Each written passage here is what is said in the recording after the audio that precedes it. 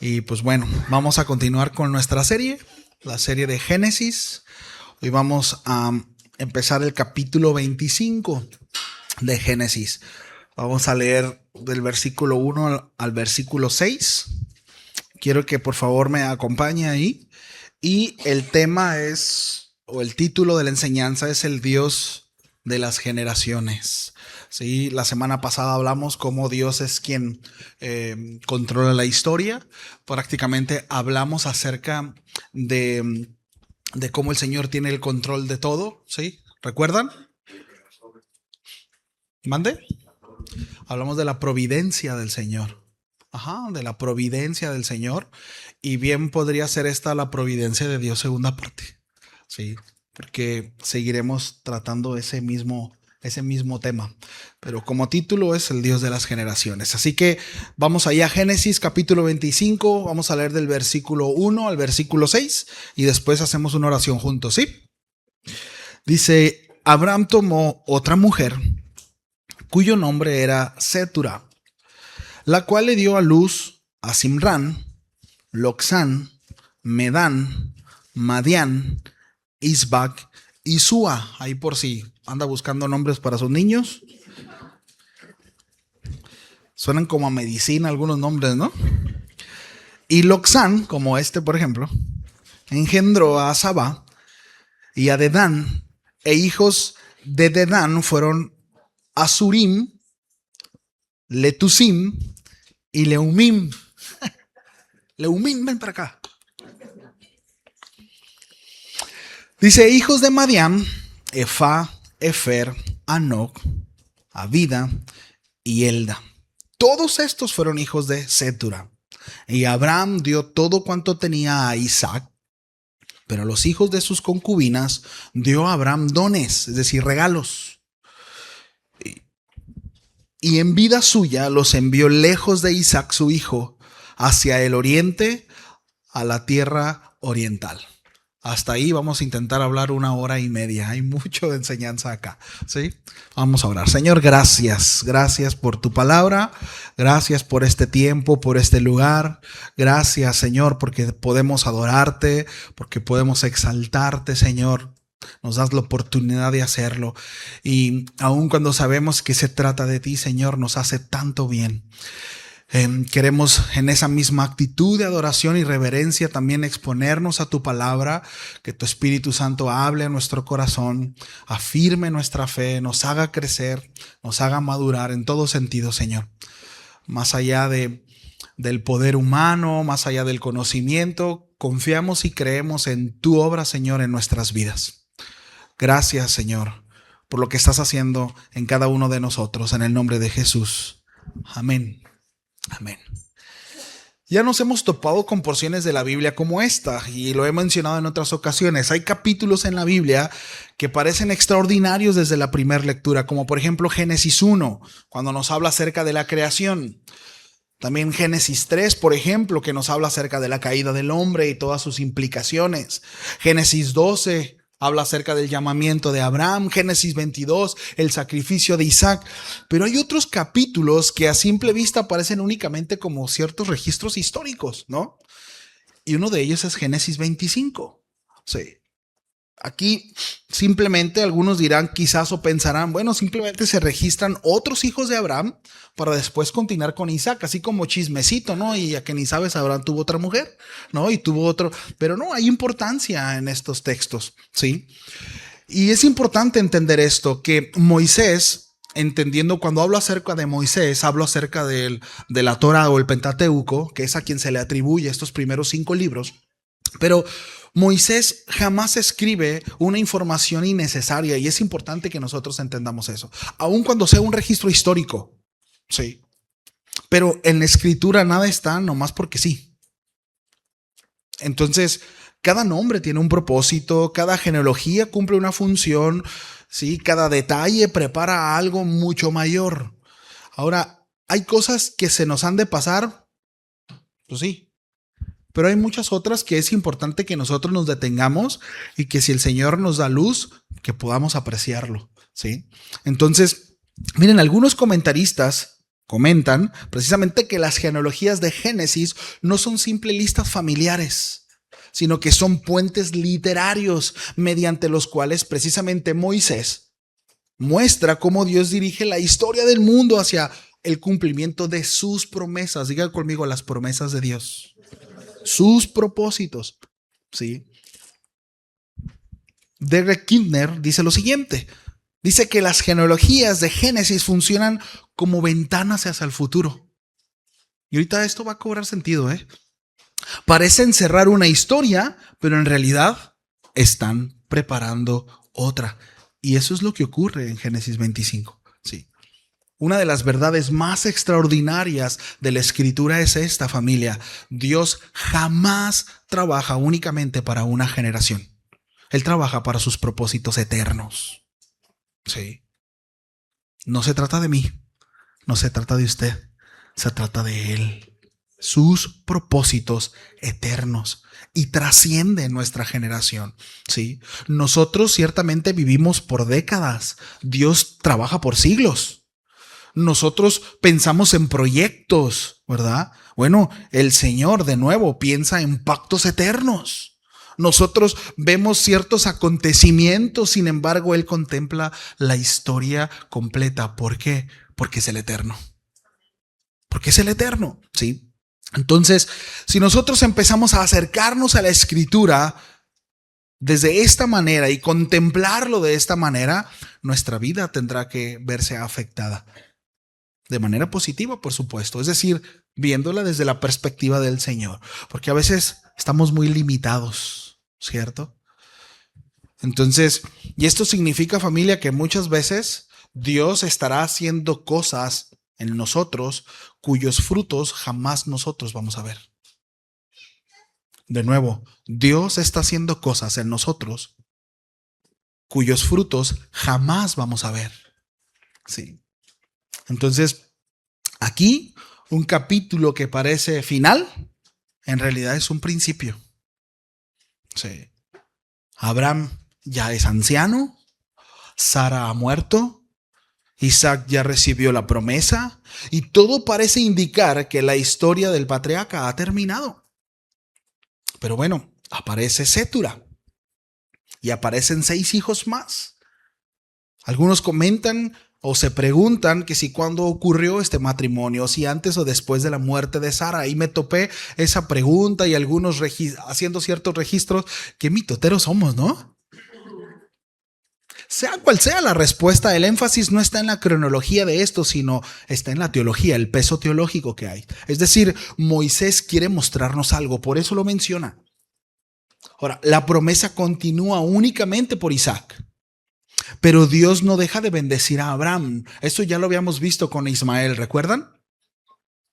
Incluso fuera de la línea mesiánica, Dios bendice a los hijos de Abraham. Sí. Ahora, dice ahí, ¿verdad? Abraham tomó otra mujer cuyo nombre era Sétura. Traducciones actuales dice que Abraham tomó, es decir, se casó con esta mujer, ¿sí? La hizo su esposa. Ahora, lo primero que llama la atención es que Abraham vuelve a formar una familia. Aproximadamente Abraham tiene entre 137 años y 140 años. Yo tengo 38 años y me siento como de 140. Abraham tenía 140 y se sentía como de 38, ¿no? Ahora, es interesante porque tenía entre 137 y 140 años, sin embargo, sigue teniendo descendencia. Y eso nos recuerda, ¿sí?, una verdad bien importante que lo estuvimos mencionando en enseñanzas pasadas. Pero la capacidad de Abraham nunca fue el centro del relato. Ni siquiera el centro del pacto y la promesa. El centro siempre fue la fidelidad de Dios, el poder de Dios. Yo soy el Todopoderoso, le dijo a Abraham. ¿Sí? El mismo Dios que había vivificado el cuerpo para que naciera Isaac, continúa sosteniendo la vida del patriarca. Matthew Henry comenta lo siguiente, dice, aún en la vejez, Dios mostró que podía continuar bendiciendo a Abraham, pero la promesa nunca dependió de la fertilidad del hombre, sino de la elección soberana de Dios, en el poder redentor de Dios. Y esta diferencia es enorme, porque Isaac no nace en la posibilidad de Abraham.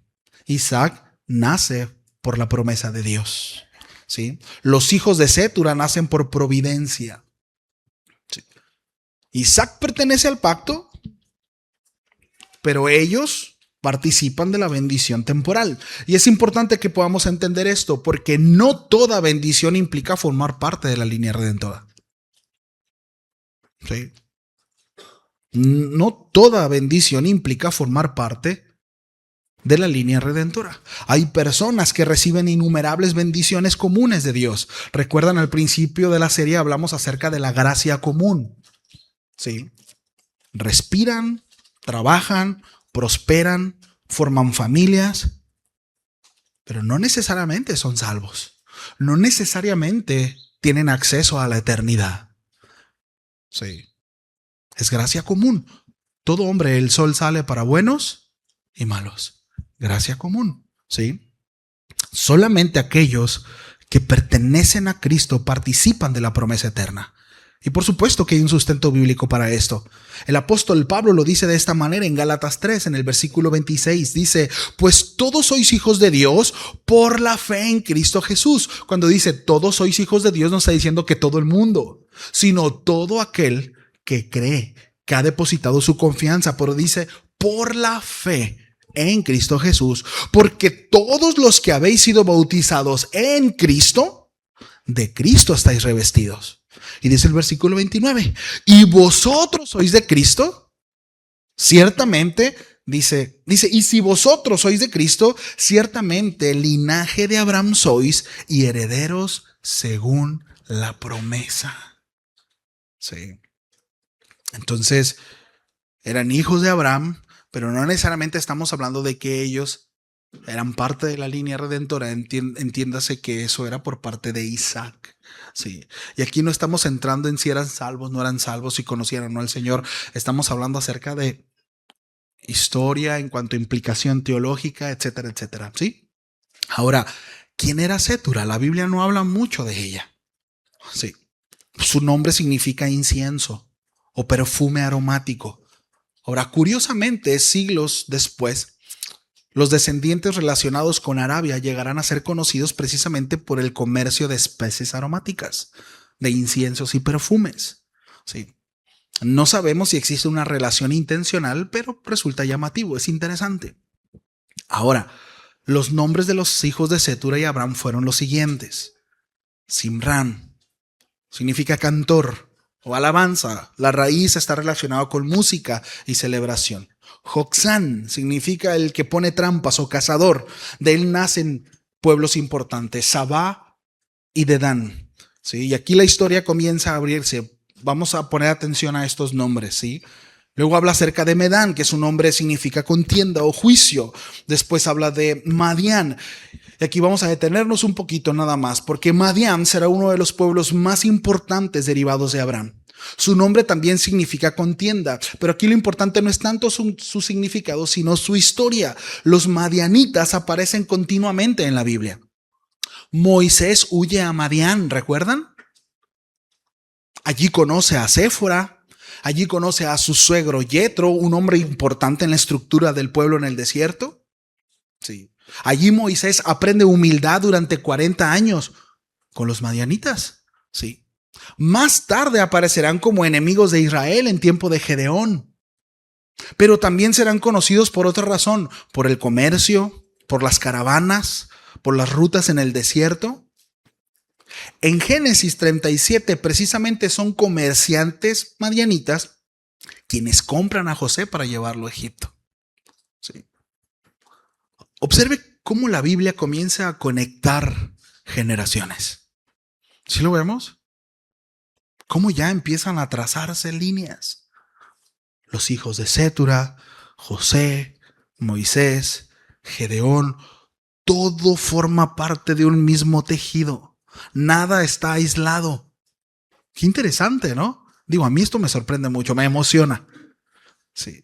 Continuando con los hijos de Abraham, habla acerca de Isba, que significa el que deja o liberta. Luego habla de Súa, que significa llanura o depresión. ¿Sí?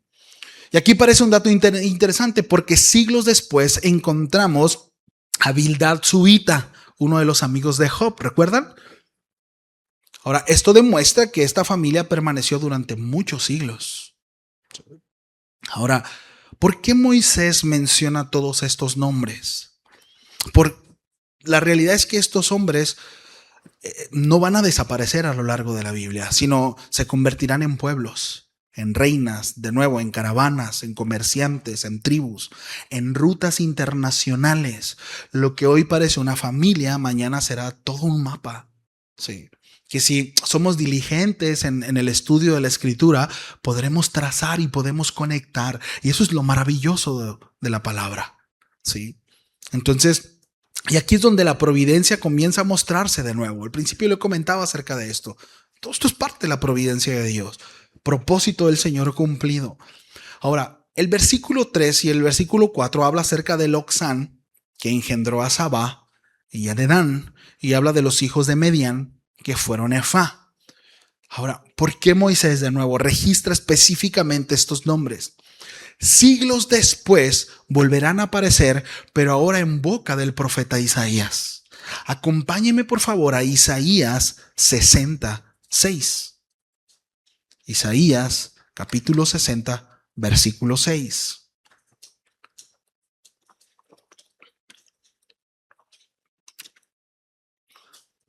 ¿Ya están ahí? Dice, multitud de camellos te cubrirá. Los dromedarios de Madián y de Efá vendrán todos de Sabá, traerán oro e incienso y publicarán alabanzas de Jehová. Qué impresionante.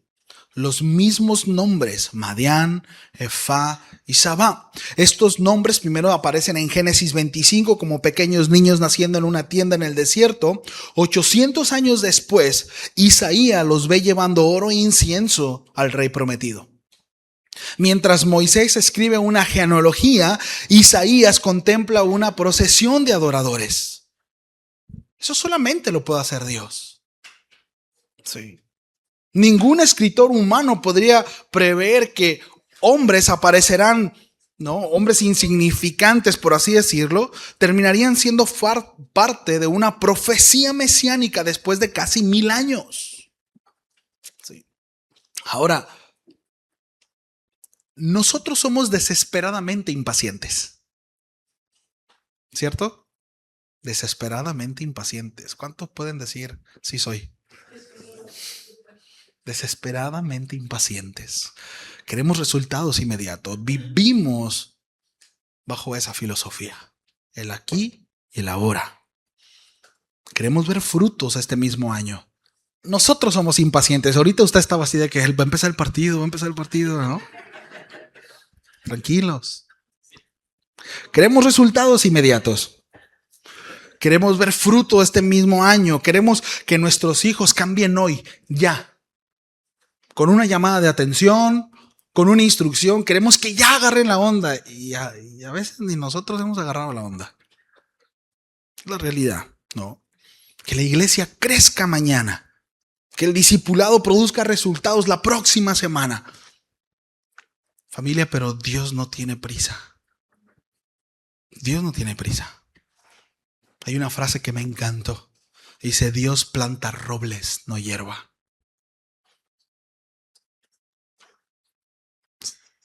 El roble tarda aproximadamente unos 20 años, entre 15 y 25 años, en alcanzar una altura considerable. Dios trabaja con generaciones. Lo que Dios está haciendo hoy, de nuevo, el fruto de esto, quizá no lo vamos a ver. Sí. Dios no tiene prisa. Dios planta robles, no hierba. Sí. Y eso significa que nuestra fidelidad de hoy puede producir frutos que solamente nuestros hijos verán. O nuestros nietos. Sí. Tal vez nunca sabremos cuánto produjo aquella conversación con un joven, aquella oración por tu hijo, aquella ofrenda dada a un necesitado, aquella clase de escuela dominical, ¿no? Aquella visita a la casa de algún hermano con necesidad. No lo sabemos, pero Dios sí lo sabe. Porque, de nuevo, Él no administra semanas. Él no administra proyectos. Él administra generaciones. Él es el eterno. Sí. Y precisamente por eso, familia, nunca debemos de medir nuestra obediencia por la rapidez de los resultados. No, sino por la fidelidad del Dios que gobierna la historia. Dicho de otra manera, nuestra obediencia no descansa en el resultado, sino en un Dios digno de confianza. Porque cuando nosotros no obedecemos a Dios y hacemos las cosas a nuestra manera, quizás no lo decimos con nuestras palabras, pero sí estamos actuando como si Él no fuera digno de confianza. Ama a tu esposa como Cristo amó a la iglesia. No, Señor, o sea, sí está muy padre y todo, pero a las mujeres ni todo el dinero ni todo el amor. Porque si se te suben a las barbas, Señor, no, ya después... Y traemos nuestros rollos y pensamos que nuestra filosofía y nuestra sabiduría es mejor que la del Señor. Sujétate a tu esposo. No, Señor, es que estamos en otros tiempos. No, ahorita ya no estamos para eso. ¿Cómo que somos iguales, Señor? Y sí, está muy padre y todo, pero... Y traemos nuestros rollos, ¿sí o no? Miren, cuando dije de los hombres, las hermanas estaban así. Aquí hay ping-pong, ¿no? Pero eso lo llevamos a un montón de áreas en nuestras vidas en donde pasamos por encima de lo que Dios dice, como si nosotros fuéramos más sabios que Dios, como si nuestras respuestas y nuestras ideas fueran mejores que las de Dios. Y no es cierto. Dile al tu lado, no es cierto el que está hablando de ti. No sabes más que Dios. No te las sabes todas. ¿Verdad que no nos las sabemos todas? Y a veces actuamos como que sí. Nuestra manera no es mejor que la manera de Dios. No es así. Sí. Dice el versículo 5 y 6, y Abraham dio todo cuanto tenía Isaac. Pero a los hijos de sus concubinas dio Abraham dones. Y en vida suya los envió lejos Isaac, su hijo. Los envió lejos de Isaac, su hijo, hacia el oriente, a la tierra oriental. Hay un detalle que Moisés menciona casi de manera casual, pero como ocurre tantas veces, ¿no? En Génesis, un pequeño detalle termina siendo una enorme verdad. Pero habla acerca de que los envió hacia el oriente. Ahora, ¿por qué Moisés escribe esto? ¿Por qué no solamente dice y los envió y se fueron? ¿Por qué el énfasis tierra oriental? Es como cuando veíamos hacia dónde se fue Caín, ¿sí? Igual ahí en la enseñanza hablamos acerca de eso. Es decir, cuando la Biblia marca rumbos, direcciones, hay algo detrás de eso, ¿sí? Por algo lo está mencionando, ¿sí? Ahora, Moisés quiere que nosotros, como lectores, sepamos hacia dónde se expandió la descendencia de Abraham. Isaac permanecerá en Canaán, pero los demás hijos poblarán el inmenso territorio oriental, Arabia, el desierto sirio, las rutas comerciales, las regiones que siglos después van a conectar precisamente con Canaán, con Babilonia, con Persia, con Mesopotamia. Sí. Ahora, observemos que esta dispersión no es un accidente geográfico, familia. Es la manera en que Dios extiende la influencia de Abraham entre las naciones. Aunque la línea del pacto permanezca exclusivamente en Isaac, ellos van con un conocimiento de un Dios verdadero, del Dios de Abraham. Y van a llegar a pueblos en donde quizás habrán muchos dioses, muchas ideologías, pero ellos llegarán con la convicción de que su padre Abraham tenía relación con el Dios verdadero. ¿Sí lo vemos? Y esto es muy importante y relevante en la historia. Sí. Como mencionamos al principio del sermón, Dios distingue entre la bendición común y la bendición del pacto. ¿Por qué digo esto? Bueno, porque en el texto vemos cómo todos los hijos reciben dones. Solo Isaac recibe la herencia. Todos reciben provisión de parte de su padre, solo uno recibe la promesa. Eso sigue intacto. Dios muestra su bondad hacia muchos, pero reserva la herencia espiritual para aquellos a quienes ha escogido según su pacto. Y es lo mismo que ocurre hoy. Eso es importante. De nuevo, la lluvia cae sobre justos e injustos. El sol alumbra a creyentes e incrédulos. Muchos disfrutamos de las bendiciones comunes de Dios. Hay cosas que disfrutamos que no es porque las merezcamos, es porque el Señor sustenta su creación. Y hablábamos acerca de eso la semana pasada. De nuevo, y quiero ser enfático en esto porque es importante reafirmar esto en nuestro corazón. Únicamente los que están en Cristo participan de la herencia eterna. Sí. La generosidad de Dios jamás debe de confundirse con la salvación de Dios. Son cosas distintas. Y esto es importante que nosotros lo transmitamos a nuestros hijos, porque nuestros hijos disfrutan de dones comunes, de gracia común. Y muchos de ellos sí reciben bendición porque son parte de la comunidad, pero no necesariamente son parte de la herencia redentora. Dios no tiene nietos. Dios tiene hijos. Nuestros hijos necesitan arrepentirse de sus pecados. Nuestros hijos necesitan saber, reconocer que necesitan la sangre del Cordero. Que sus pecados tienen que ser lavados por la sangre del justo. Sí. Que muchas veces damos por sentado que nuestros hijos, porque vienen a la iglesia, son cristianos. No. A veces damos por sentados que nosotros, por venir a la iglesia, somos cristianos. Pero no es así. Si mi vida no se ve afectada, si no camino en obediencia, y no estamos hablando de perfección, no, por supuesto que no. Pero si mi vida no es afectada por la palabra de Dios, si mi obediencia, mi corazón no se ve afectada por lo dicho por Dios, revisemos nuestra fe. Revisemos nuestra fe. Sí. Entonces, ahora quiero que demos un paso a un lado y dejemos poquito Génesis y avancemos casi 2000 años. Y quiero que hagamos una pregunta. ¿Qué pasó con todos esos pueblos de Oriente? Sí. La Biblia, como mencionaba hace un momento, no desperdicia información. Israel es llevado cautivo a Babilonia. Todo parece perdido. Jerusalén destruida. El templo quemado, el pueblo exiliado. Estoy hablando de cuando Daniel aparece en la escritura. Pero Dios nunca pierde el control de la historia. Lo que para Judá en ese momento parecía una tragedia era un movimiento provincial de Dios. Daniel llega cautivo a ese lugar, pero termina sentado en el palacio.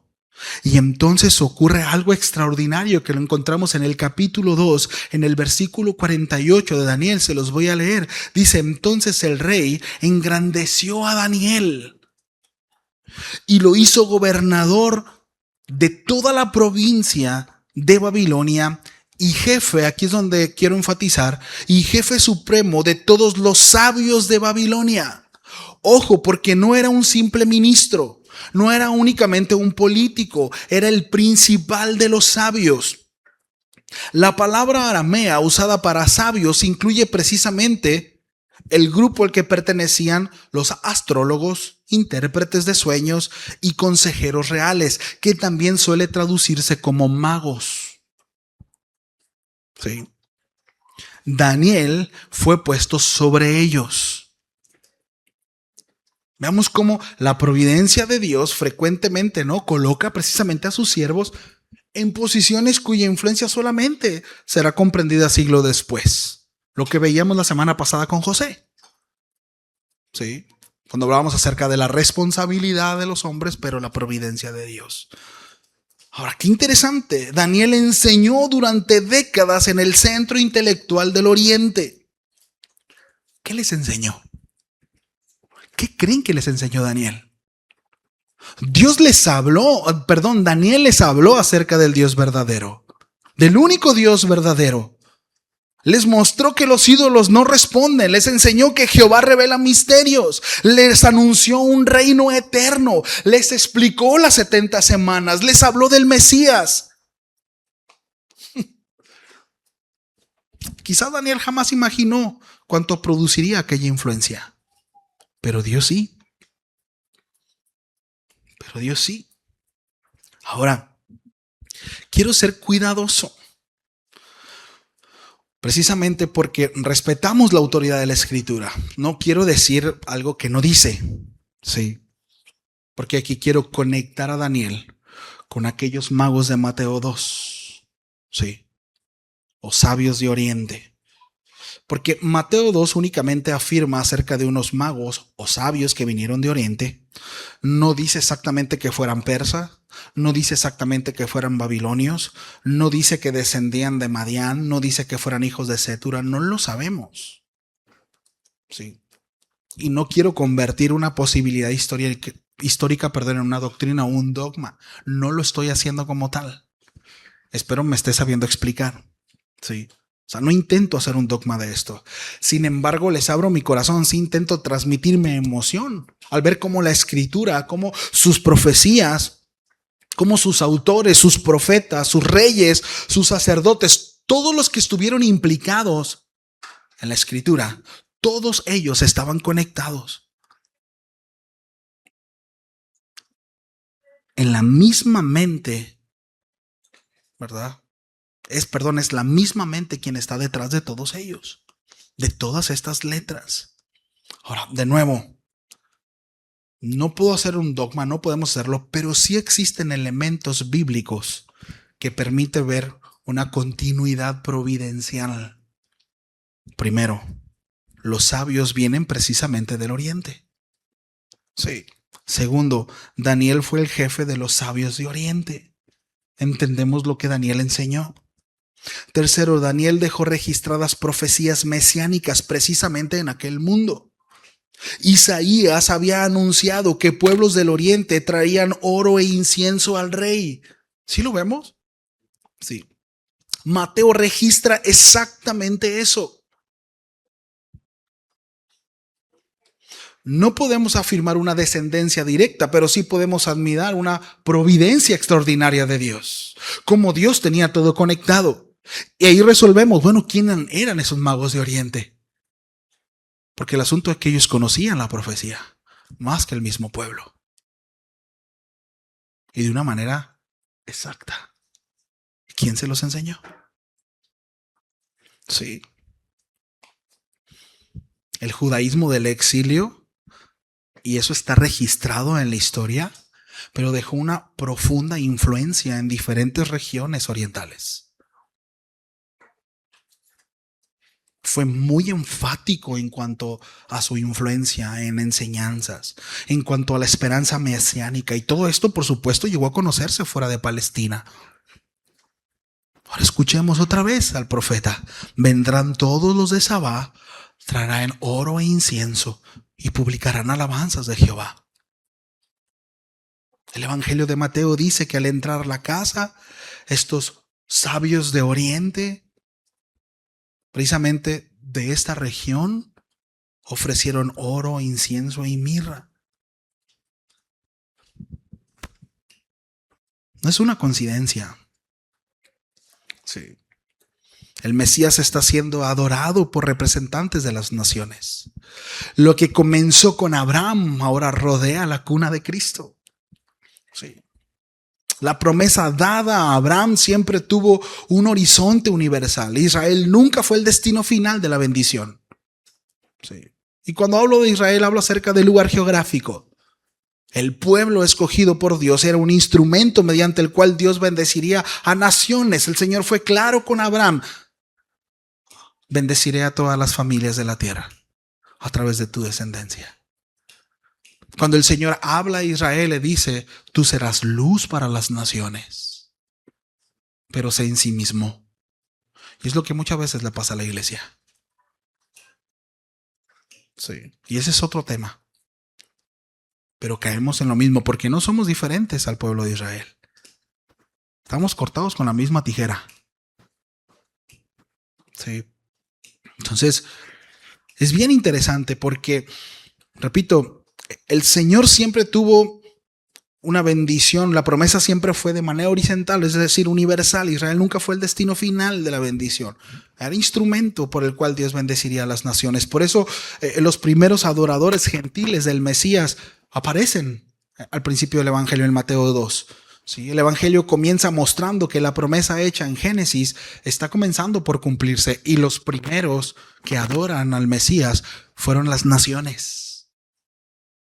Sí. Ahora, aquí llegamos al corazón del sermón. ¿Qué une a Abraham? ¿Qué une a Isaías? ¿Qué une a Daniel? ¿Qué une a los magos? ¿Qué une a Belén? Una palabra: providencia de Dios. Sí, aun cuando ya lo definimos la semana pasada de manera muy corta, se los leo. La providencia es la continua actividad de Dios por medio de la cual preserva, coopera con y gobierna todas las cosas para que cumplan los propósitos por el cual fueron creados. Es decir, Dios no solamente creó el universo, lo gobierna, lo sostiene, lo dirige, lo conduce. Nada escapa de él. Porque es Dios. Charles Spurgeon decía: la providencia es el tablero sobre el cual Dios mueve todas las piezas sin destruir la responsabilidad de ninguna de ellas. Qué sabio era este hombre. Sí. Nada acontece por azar. Todo está gobernado por la dirección de Dios. Y esto no significa fatalismo, significa confianza. Porque nuestro Padre no improvisa. El Señor no está improvisando. ¿Sí? No es como que pasa algo, ¿verdad? Y Dios, ay, híjole, ¿cómo le voy a hacer? No, Dios no actúa así. Nosotros sí, pero Él no. Híjole, no. Ay, ya. Y si no hizo caso José, ay, ¿cómo le hago? No, no. Nada sale del control de Dios. Sí. Para Abraham eran solamente 6 hijos. Para Dios eran futuras naciones. Para Daniel era solo enseñar en un palacio. Para Dios estaba preparando adoradores del Mesías. Nunca despreciemos el día de las pequeñas cosas. Tal vez hoy enseñaste a 5 niños, lo digo para los maestros, ¿no? 10, no lo sé. ¿Cuál es la media, Sidalín? ¿Sí? O tal vez enseñaste a 1. O te detuviste en la calle y le predicaste a alguien. Le hablaste, oraste por él, por ella. Sí. No sé. Tal vez estás discipulando a alguien, que bien haríamos en hacerlo. Otro tema también. ¿No? Y quizás mandaste un mensaje, como Carlos comentaba en la mañana, un sincero ¿cómo estás? ¿En qué puedo ayudarte? Estoy orando por ti. Pero de veras, no nomás decir estoy orando y no hacer nada. En serio, estoy orando por ti. Quizás para nosotros es algo irrelevante, pero no sabemos hasta dónde eso puede golpear. Hasta dónde eso puede ir a impactar. Sí. No sabes lo que Dios hará dentro de esa persona dentro de 50 años, o con sus hijos, o a nosotros. Sí. Y es bien interesante porque Abraham pues no leyó a Isaías, ¿verdad? Isaías no conoció a Daniel. Daniel nunca abrazó a aquellos sabios de Oriente. Los magos no predicaron Pentecostés. Sin embargo, todos sirvieron un mismo propósito eterno. Todos. La misma línea del pensamiento. Así que servidores, papás, mamás, maestros, no vivamos desesperados buscando resultados inmediatos. Hace rato mandaba un mensaje a alguien por ahí Y le decía, recuerda que Dios es un Dios de procesos. Sí. Y quizás Dios está escribiendo un capítulo cuyo desenlace ocurrirá después de tu muerte. Pero Dios hará. Pero Dios hará. Hebreos 11 dice que muchos murieron sin haber recibido lo prometido. Pero murieron creyendo. Sí. Eso basta. Eso basta. Vivimos tiempos inciertos, guerras, crisis, inestabilidad, cambios políticos, violencia, terremotos que arrancan la vida de muchos y a veces pensamos que el mundo está fuera del control. ¿Cuántos han pensado eso? Pero no lo está. Nunca lo ha estado. El mismo Dios que dirigió las caravanas de Medián, el exilio de Daniel, la estrella de Belén, la adoración de los magos y la cruz del Calvario es el mismo Dios que gobierna tu vida y es el mismo Dios que gobierna este mundo. Nada escapa de sus manos. Dejemos de confiar en lo que nuestros ojos ven y aprendamos a descansar en ese Dios todopoderoso. ¿Me ayudan con el piano, por favor? Qué bueno es Dios, ¿verdad?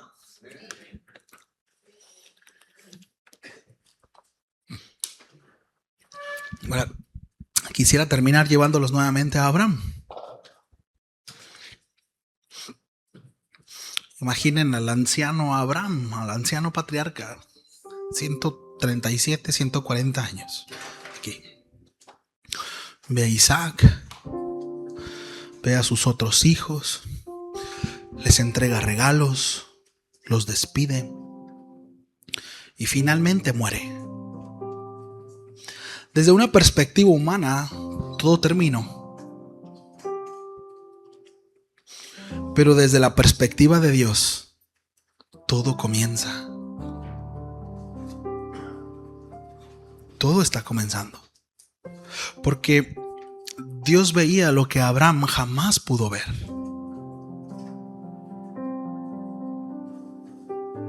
Veía a Moisés escribiendo el Génesis. Veía a Isaías anunciando al siervo.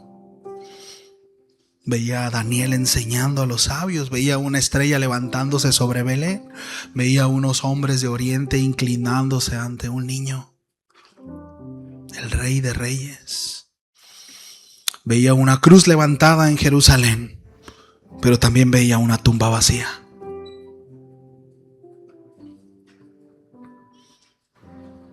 Y veía a hombres y mujeres de toda lengua, pueblo y nación adorando al Cordero, al que vive para siempre. Desde la perspectiva humana, la historia de Abraham aquí acabó. Pero para Dios, apenas está comenzando.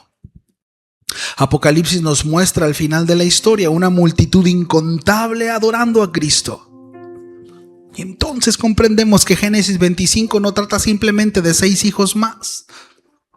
Trata del Dios que desde el principio estaba preparando las naciones para adorar a su Hijo. Y esa es la gran esperanza del creyente. Nuestra vida no está sostenida por la suerte, no depende del azar, no está gobernada por el caos.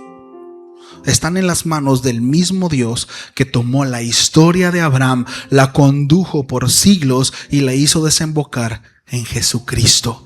Por eso podemos vivir con paz, confiados. Porque el Dios que cumplió su promesa después de 2000 años sigue siendo el mismo hoy. Él continúa escribiendo la historia mientras sucede.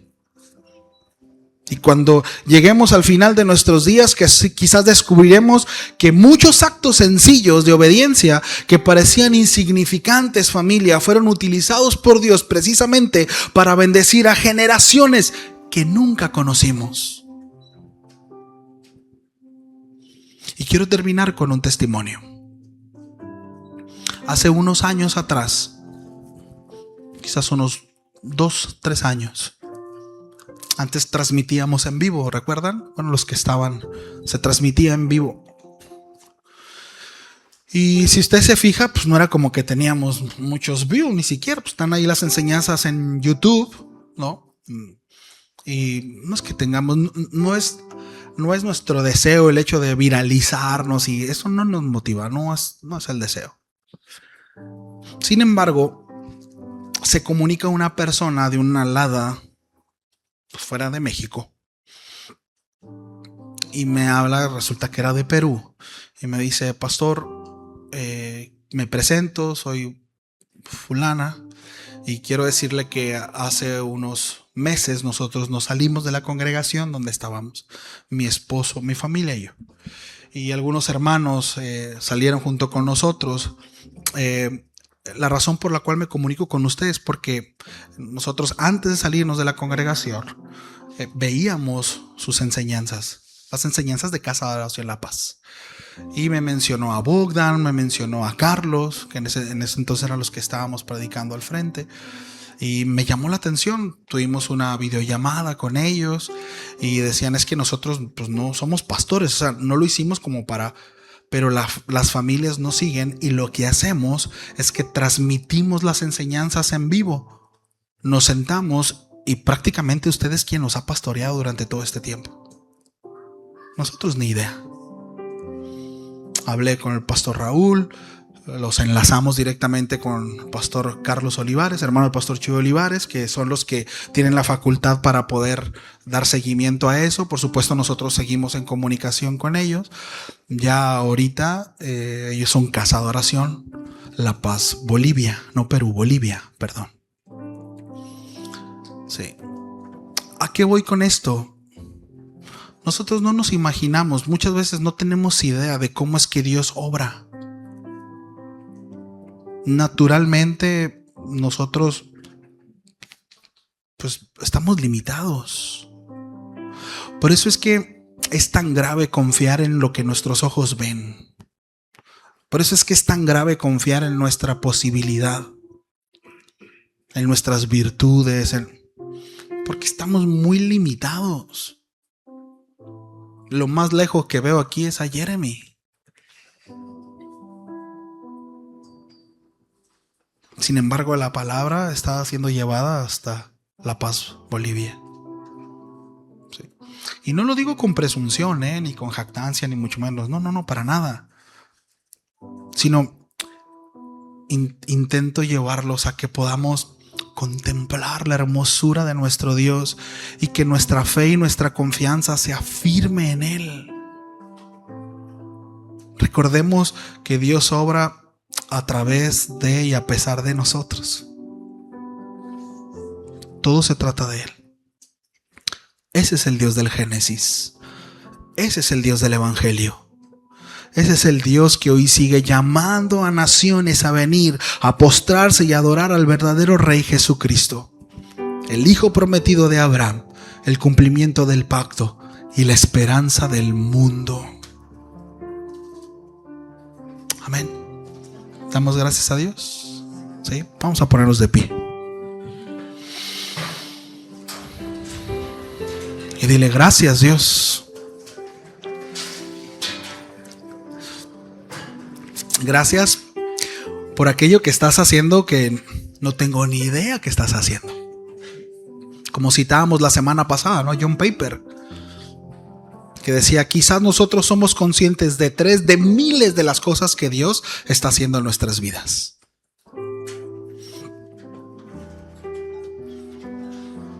Dile: gracias, Señor, porque tú tienes cuidado de los tuyos. Porque tú tienes cuidado de tu pueblo. Porque tus pactos, tus promesas son sí, amén. Porque lo que tú has prometido, Señor, tú lo has de cumplir. Porque eres Dios. Ayúdanos, Señor. Ayúdanos a no descansar en nuestra propia prudencia. Ayúdanos a no ser necios y a crecer en fe y confianza en ti. Ayúdanos, Señor. Entendemos que estamos limitados y que ciertamente mientras estemos en este plano terrenal, no vamos a ver como tú ves, pero que sí haya la confianza, Padre, para poder descansar en que tú lo ves todo. Y que a la medida que tú nos dejarás, nos mostrarás o nos revelarás ciertas cosas, podamos descansar no solamente con ellos, sino también que tú eres perfecto, Señor. Y que tu voluntad se ha de hacer porque así es, porque eres Dios. Y que podamos descansar en esa voluntad, Señor, que es buena, agradable y perfecta. Entendiendo que quizás tu voluntad no será la misma que la nuestra. Reconociendo que quizás al conocer tu voluntad, Señor, estará en contra de lo que yo quiero, aun cuando parezca bueno. Pero que podamos abrazar, Señor, tu camino, tus veredas. Gracias, Señor. Gracias por tu palabra. Gracias por tu obra, Señor. Gracias por lo que estás haciendo en nosotros. Gracias. A ti sea la gloria, Señor. En el nombre de Jesús. Amén.